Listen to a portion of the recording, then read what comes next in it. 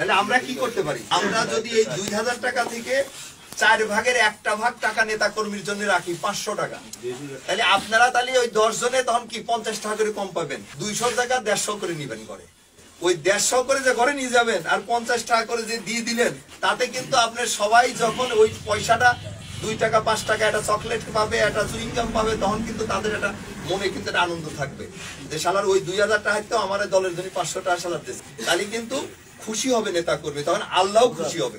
আসসালামু আলাইকুম রহমতুল্লাহ। সুপ্রিয় দর্শক, বিএনপি নেতাকর্মীদের চাঁদাবাজির টাকা ভাগাভাগির একটা ভিডিও সোশ্যাল মিডিয়াতে ভাইরাল হয়েছে।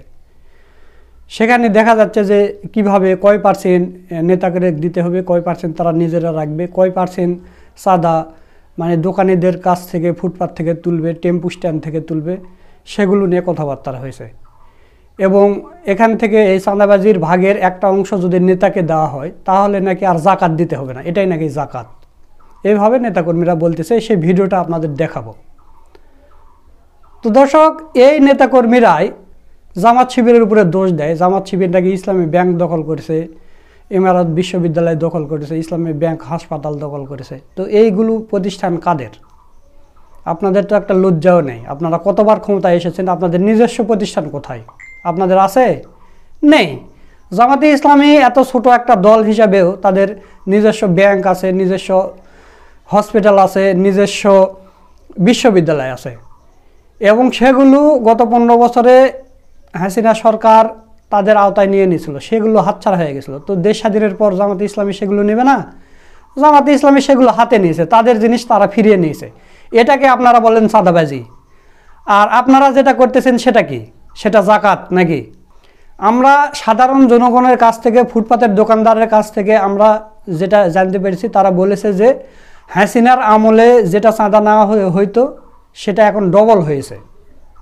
হাসিনার আমলে যদি আমরা 200 টাকা চাঁদা দিতাম, এখন সেটা 400 টাকা দেওয়া লাগতেছে। চাঁদাবাজি কিন্তু বন্ধ হয়নি, শুধু হাত বদল হয়েছে। আওয়ামী লীগ থেকে বিএনপির কাছে গিয়েছে। তো সেটার প্রত্যক্ষ প্রমাণ আমরা পেলাম এই ভিডিও থেকে। তো প্রিয় দর্শক, বেশি দেরি না করে চলুন আমরা আগে সেই চাঁদাবাজি ভাগাভাগির ভিডিওর অংশ একটু দেখে আসি। চলুন। তাহলে আমরা কি করতে পারি? আমরা যদি এই 2000 টাকা থেকে 4 ভাগের 1টা ভাগ টাকা নেতা কর্মীর জন্য রাখি 500 টাকা, তাহলে আপনারা তাহলে ওই 10 জনে তখন কি 50 টাকা করে কম পাবেন। 200 টাকা 150 করে নিবেন, ওই 150 করে যে ঘরে নিয়ে যাবেন আর 50 টাকা করে যে দিয়ে দিলেন, তাতে কিন্তু আপনার সবাই যখন ওই পয়সাটা 2 টাকা 5 টাকা একটা চকলেট পাবে, একটা চুইংগাম পাবে, তখন কিন্তু তাদের একটা মনে কিন্তু একটা আনন্দ থাকবে যে শালার ওই 2000 টাকা তো আমার দলের জন্য 500 টাকা শালার দিয়েছে, তাহলে কিন্তু খুশি হবে নেতা কর্মী, তখন আল্লাহও খুশি হবে। আর এই যে আপনি যে 150 টাকা ঘরে নিয়ে গেলেন, ওইটার কিন্তু শান্তিও থাকবে আলাদা, তখন আর ওইটাকে অভিশাপ দিবেন। আমি কি কথাটা বোঝাতে পারছি আপনাদের? সেটা আমার কথা হাট বাজার, ওএমএস ডিলার হোক, খাদ্য বান্ধবের ডিলার হোক, ওই আপনার মাছ চাষ করাতেও কোনো টেন্ডারের থেকেও যে যেটা করবে, এটা কিন্তু স্পষ্ট মেসেজ আমাদের। কে কি করলো আমি জানি না, আমার দলের নেতা কর্মী যদি কেউ এটা না করে, ওই 90 জনের সাথে কিন্তু আমি ঘোষণা দিয়ে ওই 10 জনের বিরুদ্ধে। কাজ হলো অংশীদারিত্বমূলক, সে অর্থনৈতিক কাজ হোক আর রাজনৈতিক কাজ, সব এরকম হবে অংশীদারিত্বমূলক। আমি কিন্তু তখন ওই 90 জনের কাতারে যায় তখন কিন্তু বিদ্রোহ করবো আপনাদের সাথে। এই জন্য আমি, এবং আপনারা তো সংখ্যায় কিন্তু পারবেন না আমাদের সাথে, কারণ আমরা তো 90 জন, আপনারা তো 10 জন। দর্শক, আপনারা চাঁদাবাজির ভাগাভাগির ভিডিওটা দেখলেন। তো এখন আমি আপনাদের কাছে একটা প্রশ্ন করতে চাই, সেটা হলো যে গত 2 দিন আগে বিএনপি নেতা হারুন, সে বলল জামাতে ইসলামী নাকি চাঁদাবাজি করতেছে মাহফিলের নামে। মিজানুর রহমান আজহারিকেও বলল মাহফিলের নামে চাঁদাবাজি করতেছে। প্রধান তাফসীরকারক হিসেবে মিজানুর রহমান আজহারি সাহেব আসবেন, কি ঠিক না? এই 1 মাস ব্যাপী প্রচার চলছে, 1 মাস ব্যাপী চাঁদাবাজিও চলছে। তো এখন আমার কথা হলো, চাঁদাবাজি কোনটা? এটা চাঁদাবাজি নাকি আল্লাহর জমিনে আল্লাহর দিন প্রতিষ্ঠা করার জন্য, আল্লাহর কোরআনের প্রচার করার জন্য একজন বড় মেহমান, বড় বক্তা, বাংলাদেশের মধ্যে এখন সবচাইতে বড় বক্তা যদি আপনার এলাকায় আসে, সেখানে লক্ষ লক্ষ মানুষের সমাগম হবে, সেখানে তো একটা খরচ আছে, একটা বড় ধরনের প্যান্ডেল করতে হবে, সেখানে ডেকোরেশন আছে, এবং মাইকের একটা খরচ আছে, এবং প্রচারণা করার একটা খরচ আছে। আছে নাকি? অবশ্যই আছে। তো এটা যদি আপনি খরচ করেন, এটা তো আপনার দিনের পথেই খরচ হলো। এটাকেই চাঁদাবাজি বলতেছে এই বিএনপি নেতা হারুন। তো তাহলে এই ভাগ বাটোয়ারা যেটা হচ্ছে এটাকে আপনি কি বলবেন?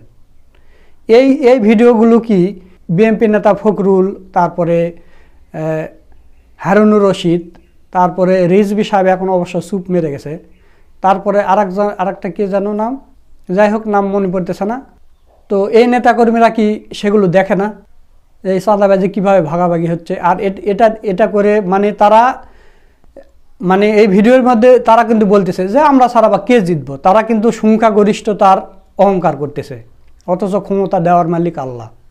আল্লাহ কিন্তু ছোট ছোট দলকেও ক্ষমতায় দিতে পারে, অথচ তারা সংখ্যাগরিষ্ঠতা অহংকার করতেছে।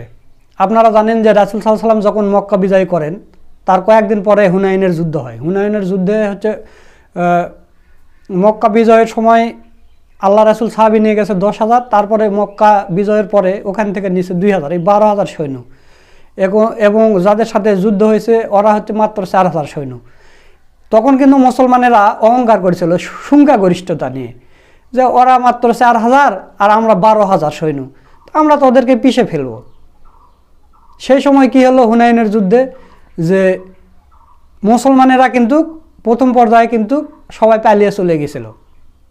রাসূল সাল্লাল্লাহু আলাইহি ওয়াসাল্লাম একাই মাঠে একাই চলে গেছে তার ঘোড়া নিয়ে যাওয়ার পরে পরবর্তীতে আল্লাহ তাআলা ফেরেশতা নাজিল করেছে এবং জোরে একটা হুঙ্কার দেওয়া হয়েছে। তারপরে সাহাবীরা আসার পরে সেখানে যুদ্ধ হয়েছে, মুসলমানরা জয়ী হয়েছেন এবং ওই যুদ্ধতে সবচাইতে বেশি গনিমতের মাল পাওয়া গেছিল। তো তাহলে মুসলমানেরাও সংখ্যাগরিষ্ঠতা নিয়ে যখন অহংকার করেছে, আল্লাহ তাআলা কিন্তু তাদেরকে একটা শিক্ষা দিয়েছে। কিন্তু এই বিএনপি নেতাদের সেটা তারা জানতেছে না, কারণ বড় বড় কলামিস্ট, বড় বড় বুদ্ধিজীবী তারা কি বলছে জানেন? তারা বলতেছে যে জামাতে ইসলামী যদি একা একা নির্বাচনে যায় তাহলে জামাতে ইসলামী সর্বোচ্চ 3টা আসন পাবে। গত 2 দিন আগে নিউজ হয়েছে, 1 দিন আগে ফেস দ্য পিপলে আপনারা দেখতে পারেন। তারা প্রেডিকশন করেছে কি 2001 সালের এবং 1995 সালের সেই প্রেডিকশন এখনও নিয়ে আছে। 1995 সাল, এখন হচ্ছে 2025 সাল, 30 বছর আগের প্রেডিকশন তারা নিয়ে এসে দেখাচ্ছে যে জামাত ইসলামী যদি একা একা নির্বাচন করে তাহলে 3টা আসন পাবে। মানে তখন তারা 3টা আসন পাইছিল এই কারণে। অথচ আমরা যেটা জানি যে বিএনপি জামাতে ইসলামের সাথে জোট না করা পর্যন্ত ক্ষমতায় যেতে পারেনি। আচ্ছা, এখন আপনাদের আরেকটা মজাদার কথা বলি। ওরা প্রেডিকশান করলো হচ্ছে 1995 আর 2001 সাল থেকে, তার মানে 25-30 বছর আগের প্রেডিকশান, যে 25-30 বছর আগে জামাতে ইসলামী 3টা আসন পেয়েছিল। সেই দিনকে আর আছে রে ভাই। আপনি এমন একটা বুদ্ধিজীবী হয়েছেন, আপনার চিন্তা ভাবনা নেই যে গত 15 বছর ধরে মানুষ ভোটই দিতে পারেনি, আবার এই 30 বছরে, এই 25 বছরে কত নতুন ভোটার হয়েছে। তখন ওই 2001 সালে এবং 1995 সালে বাংলাদেশের জনসংখ্যা কত ছিল এবং এই 2025 সালে এসে বাংলাদেশের জনসংখ্যা কত সেটা তো আপনার জানতে হবে। এবং এবছর থেকে শুরু করে আরও বিগত 25 বছরে কত ভোটার হয়েছে, নতুন ভোটার, যারা গত 15 বছরে ভোট দিতে পারেনি, তারা কি ভোট দেবে না? আপনি জামাতে ইসলামের সেই 30 বছর আগের প্রেডিকশন এখন এনে দিচ্ছেন যে জামাতে ইসলামী যদি এককভাবে দাঁড়ায় তাহলে জামাতে ইসলামী 3টা আসন পাবে। আপনারা এই প্রেডিকশন দিচ্ছেন আর বিএনপি নেতারা এটা গিলে তারা চিন্তা ভাবনা করছে না আমরা তো সংখ্যাগরিষ্ঠতায় আছি, আমরাই জিতে যাব, আমরা এই চাঁদাবাজি করব, ভাগ বাটোয়ারা আমরা সব করে নেব। অত সহজ নয়। আপনারা একটু সরজমিনে নামেন, একটু ঘোরাফেরা করেন, মানুষজনের মুখে শোনেন। এখন মানুষজনের মুখে একটাই আমাদের গ্রাম বাংলার বলি যে এই 2 দল দেখেছি, জামাতে ইসলামকে একবার দেখব। দেশ তো ধ্বংস হয়ে গেছে, জামাতে ইসলামে কি করে আমরা একটা বারের জন্য দেখব। আর মনে করেন না যে জামাতে ইসলামী একা একা যাবে, জামাতে ইসলামীকে অত কাঁচা জিনিস মনে করেন না। জামাতে ইসলামী অলরেডি ইসলামিক 12টা দলের সাথে তাদের মনে করেন যে ঐক্য হয়ে গেছে। 12টা ইসলামিক দল যদি ঐক্য করে, আপনারা বিএনপিরা ওই বাম নিয়ে করেও কোনো লাভ হবে না। ইনশাল্লাহ জামাতে ইসলামী এবার ক্ষমতায় যাবে। আপনাদের বিএনপিকে ছাড়াই, বিএনপিকে বিরোধী দল করেই ইনশাল্লাহ ক্ষমতায় যাবে এবং এই বাংলাদেশ থেকে দুর্নীতি, চাঁদাবাজি এগুলো সব কিছু ধ্বংস করে দেবে ইনশাল্লাহ, এবং একটা সোনার দেশ তৈরি করবে, আমরা আশাবাদী ইনশাল্লাহ। তো এই কথা বলে আজকের ভিডিও এখানেই শেষ করছি। ভিডিওটা যদি ভালো লাগে অবশ্যই বেশি বেশি করে শেয়ার করবেন, বাংলার জনগণ যেন জানি যে চাঁদাবাজি কারা করতেছে। সকলকে ধন্যবাদ। আসসালামু আলাইকুম ওয়া রাহমাতুল্লাহ।